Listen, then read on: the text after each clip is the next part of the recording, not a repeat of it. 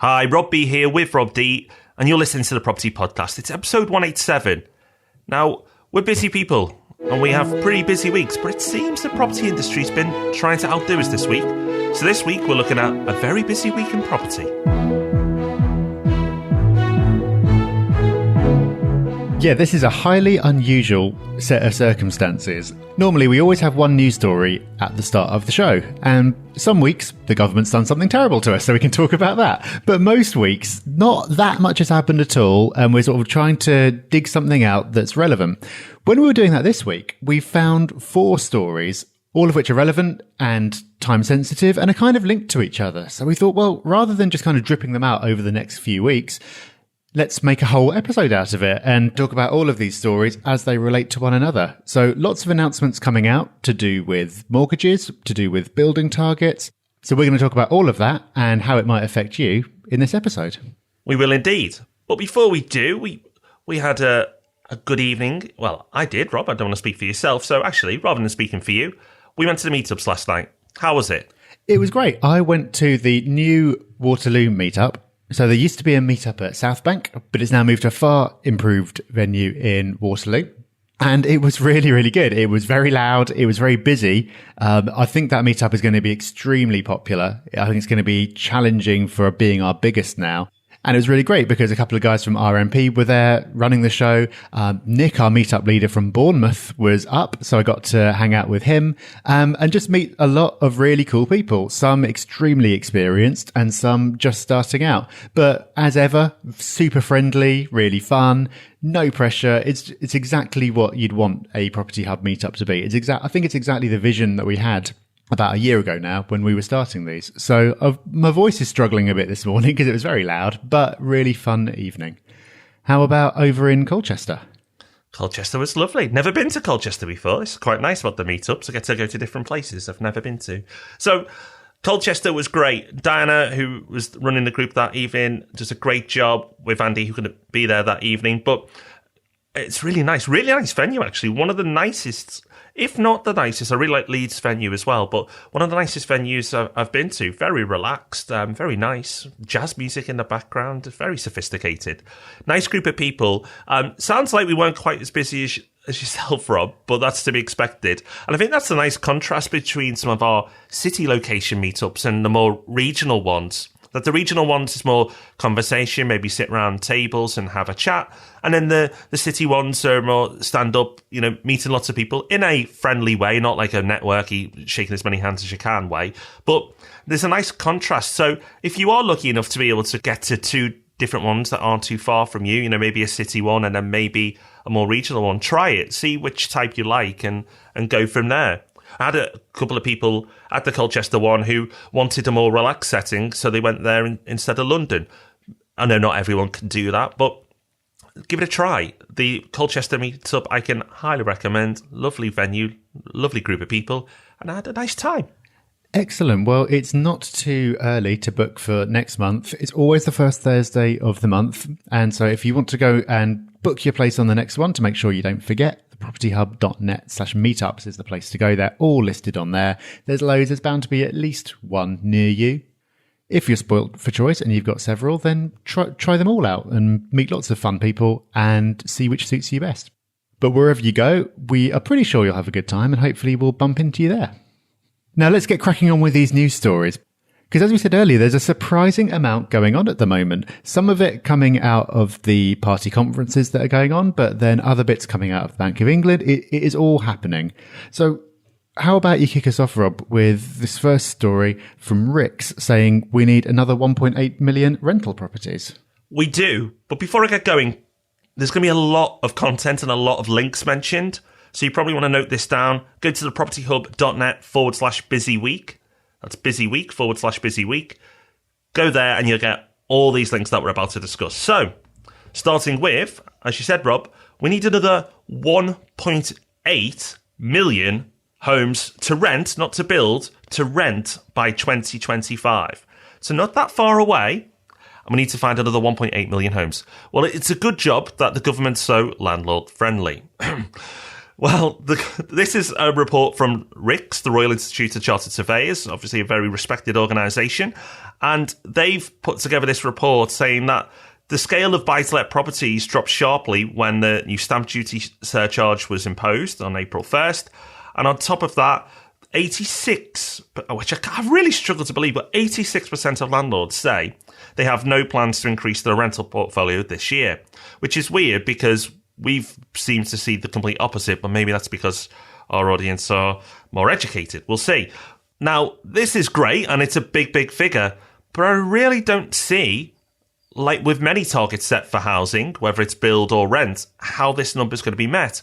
So I think what it highlights is that while there's a shortage, and we talk about this a lot, a shortage of properties, and we need to build more, this is the first time we're really reporting on the shortage of rent, because the way people conduct their lifestyles are different now than they were 20, 30, 40 years ago.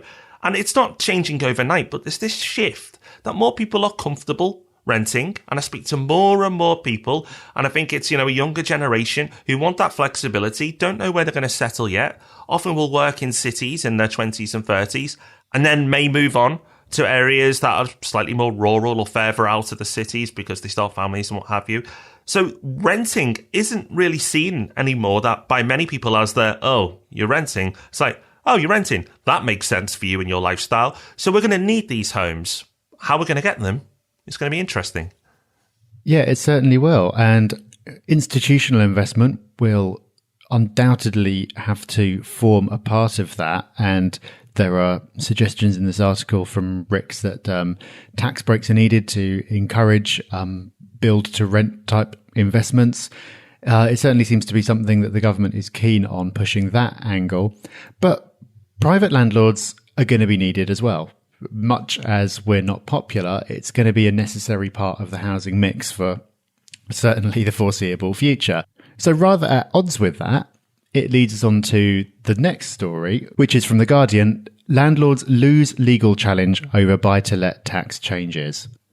So this is the case that you might be aware of. We've mentioned it several times, but it's a group of landlords who are trying to challenge in the High Court what they're calling Clause 24, which is part of the finance bill that says that you now can't offset your finance interest against your tax bill. And we've talked about this many, many times in the past, but the effect of it is if you're highly leveraged and you are an individual investor, your profitability suddenly goes right down because you're paying a lot more tax despite nothing having changed. So they've been trying to challenge this in the High Court. And just yesterday, as we were recording this, it got thrown out, basically.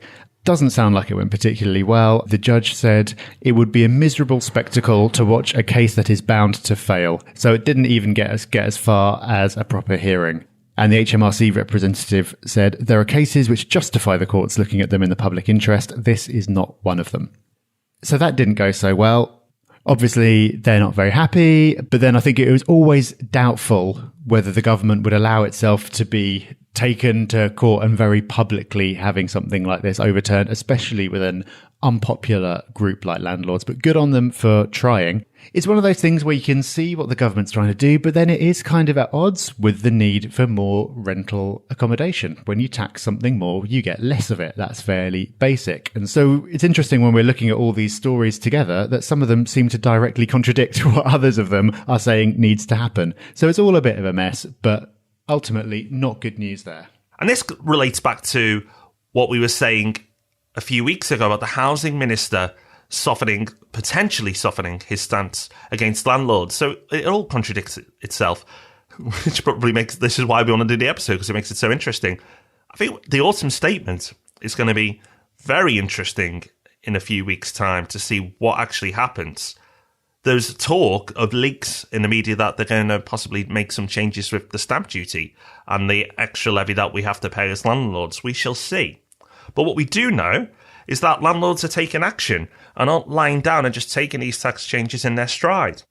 And there's a report out that in Q3, 63%, so nearly 2/3 of landlords, when they took on a mortgage, went through the limited company route.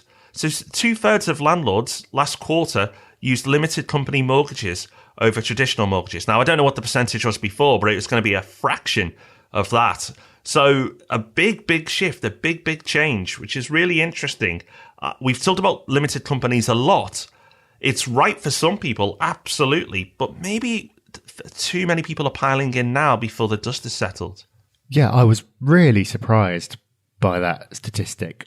I'm still slightly dubious about it because it just sounds ridiculously too high. And it does include transfers. So there's been a lot of people selling properties from themselves as individuals to their companies, which actually has tough tax consequences. But some people have been doing it nevertheless because the tax consequences are going to be worse for them of keeping it in individual ownership. So maybe that skews it very slightly, but still, even just from talking to people at meetups and things like that, so many more people. This just wasn't on the radar a couple of years ago, but so many people are now setting up limited companies. So maybe that number is right, but it's certainly a big change. And we are seeing lenders adapting to this and rates improving, criteria easing slightly, which, we said would happen because if that's the way landlords are going, they need to lend money. We've talked about this in the past as well, and therefore it's becoming easier to do so.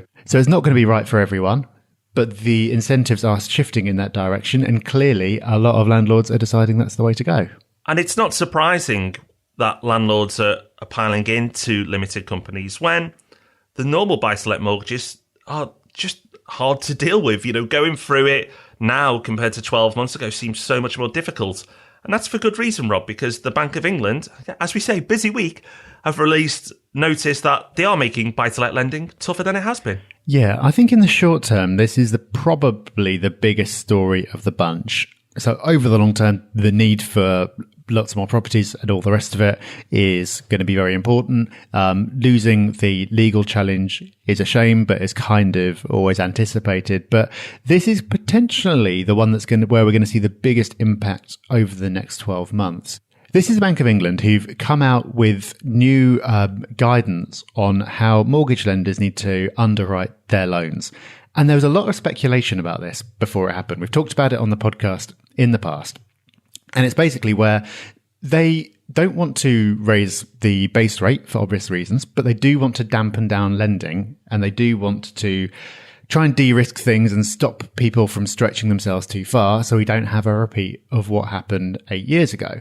So what they're doing instead of manipulating the base rate is trying to change the underwriting criteria and make it a little bit more expensive or a little bit tougher to get loans, so you can't borrow as much as before and therefore dampen things down a bit. There were lots of rumours flying around, mostly surrounding the stress test that gets applied in terms of rental cover. So kind of a fairly standard one is 125%. So your mortgage payments need to be at least 125% of your projected mortgage payment.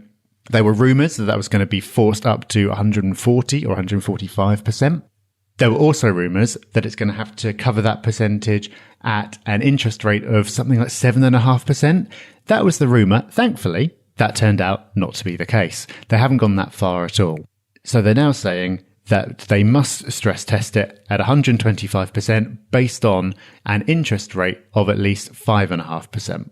So actually, in terms of that, I don't think we're going to see an enormous change because most lenders knew this was coming. They don't want to have things forced on them out of the blue. So they kind of preemptively change and toughened up their own internal checks. And the document actually says that it's not a radical change to the kind of underwriting best practices that lenders have in place anyway. But there are other bits going on as well here. Possibly the most important one is to do with portfolio landlords. So their definition of a portfolio landlord is someone with 4 or more mortgaged buy-to-let properties.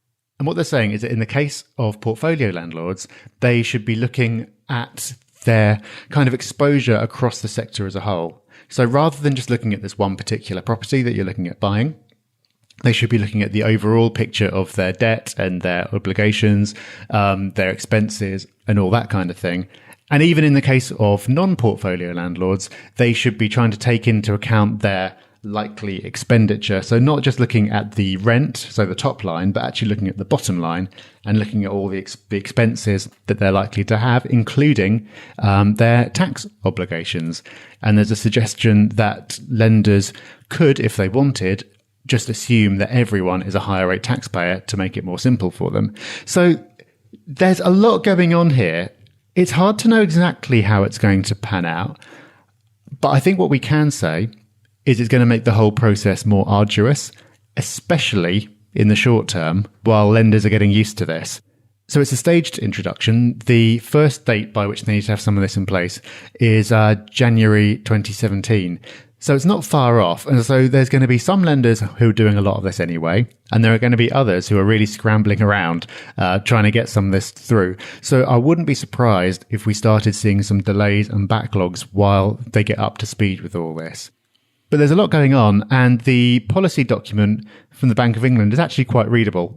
So if you do want to go and have a look at it in full, we will be linking to it in the show notes, which again are thepropertyhub.net/busyweek. As we mentioned earlier, it really gives people an incentive to look at other avenues such as limited companies to go down the lending route because, it's a company and it's not an individual. We'll see if they eventually apply it to limited companies. It's possible. What I would say, though, is many of these mortgage companies, as Rob touched on, are implementing these rules already. So the reason why mortgage applications feel just more painful than they did 12, 18 months ago is that they are, because a lot of the lenders actually were bringing this in already in anticipation of it happening. And in fact, some made it even harder than what's been brought out. So there was talk of rent ratios of 140%.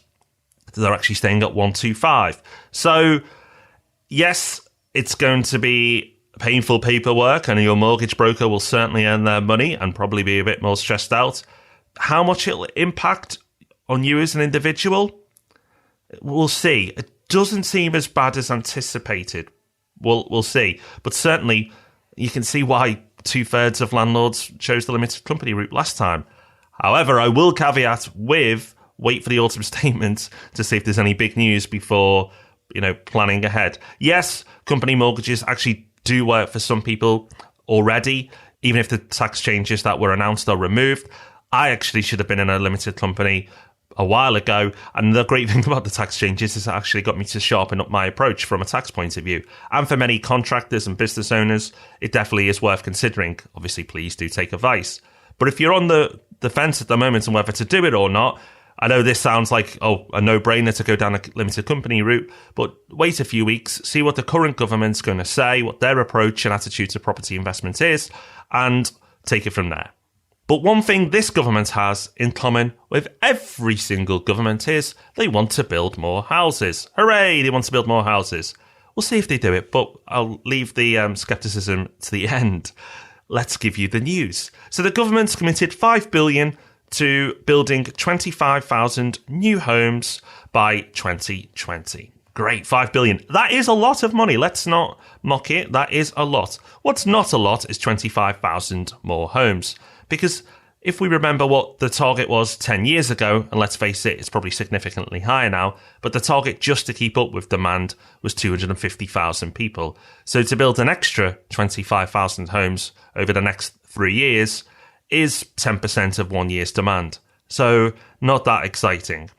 What is even less exciting, though, is that, I'm going to steal what you said before the podcast, Rob, is governments tend to talk quite big at the beginning and say they're going to do all this. But anyone remember George Osborne's Garden Cities?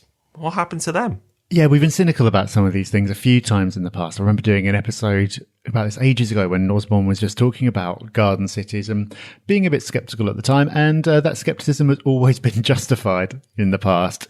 It's always popular to stand up in front of the conference and talk big talk about how you're going to solve the housing crisis. But then you actually try and do it and you figure out it's a little bit more difficult than you first thought. And there's perhaps a reason why things have got to the point they are. And it takes more political will and more unpopular decisions than you perhaps actually want to do. So we will see. Maybe it'll happen, maybe it won't, but I'm not going to be holding my breath. But like you say, Robert, it will be interesting to see what's in the autumn statement. The big talk is that's always going to happen. There are lots of things that are going to be announced that they're going to do, which is going to sound brilliant. But let's see what actually makes it into the plan that they are going to do. So rather than speculation, what's actually going to happen, that we'll be finding out very soon.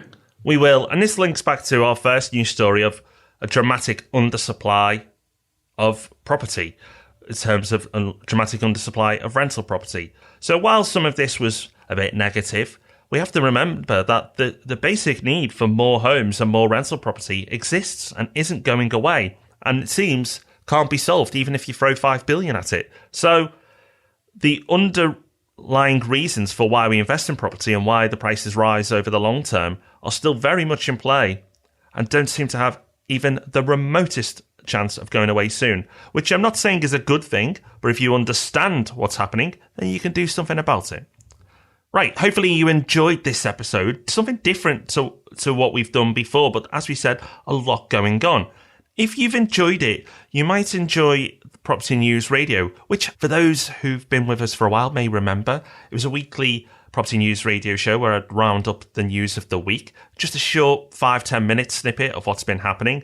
Now, it's been dormant for a while, but it will arise from the ashes in the new year, so look out for that. It's a little bit early, but as we've done a news special, I thought I'd mention it. So keep your eyes out for that, but I'll obviously mention it nearer the time. But what I will not delay on, Rob, absolutely not, is a review. Yeah, don't hold back on that. Don't want to be waiting until next year for some iTunes reviews. And we're going to be getting quite backed up with them, so we should probably have one of them right now. We should. And this one comes from Sam Jones. Hi, Sam. I love the Property Podcast. As someone who's been in the lettings market for over 15 years, I'm still picking up tips and new ideas each week. The podcast is equally helpful for new investors, and I will encourage you to take the leap. The Rob's put out a wide variety of great quality free resources. Take advantage of that and build your portfolio. Thanks, Rob and Rob. Well, thank you, Sam. Great review. Very much appreciated. Yeah, that's fantastic.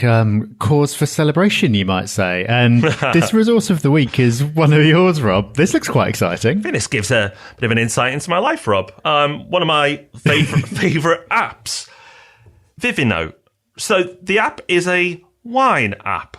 So for those who like drinking the stuff, I've been known to have a glass or two in the evening before, you will like this app. So if you're anything like me, you go to the supermarket or wherever you buy your wine. Maybe you go to a smarter establishment than I do. You go to your supermarket, and probably this also gives an insight into my life.